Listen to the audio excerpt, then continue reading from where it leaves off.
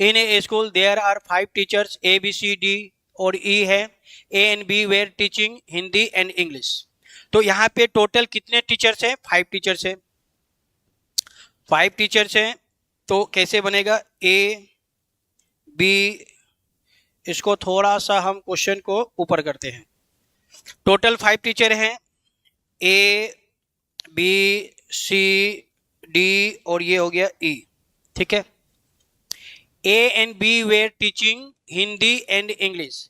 ए और बी हिंदी भी पढ़ता है, ए भी हिंदी, बी भी हिंदी, और वो लोग इंग्लिश भी पढ़ता है। तो ए भी इंग्लिश पढ़ता है और बी भी आपका इंग्लिश पढ़ता है, ठीक है। C and B were teaching English. C और बी इंग्लिश, सी में भी English, C and B were teaching English, C भी इंग्लिश और बी भी इंग्लिश। बी भी क्या पढ़ता है? इंग्लिश पढ़ता है। एंड जियोग्राफी, और वो दोनों जियोग्राफी भी पढ़ते हैं, सी और बी। तो सी और बी में जियोग्राफी हो जाएगा, जियोग्राफी, और इसमें भी हो जाएगा जियोग्राफी, क्योंकि ये दोनों जियोग्राफी पढ़ते हैं। D and A were teaching mathematics. D और ए मैथ पढ़ता है, डी भी मैथ, ए भी मैथ, तो डी में मैथ हो जाएगा, ए में भी math. D and were teaching mathematics and Hindi. Hindi तो है डी, और डी भी हिंदी पढ़ता है और ए भी हिंदी पढ़ता है, ए में तो हिंदी है।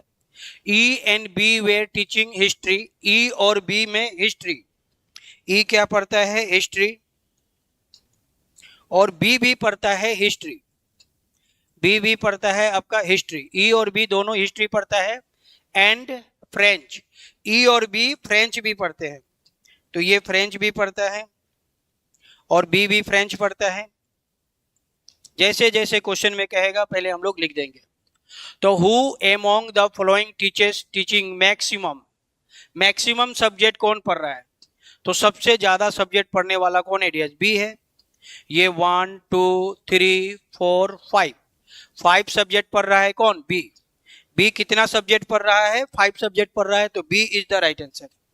हाँ, 5 हो जाएगा। B B B B B B maximum subject पढ़ रहा है, B is the right answer.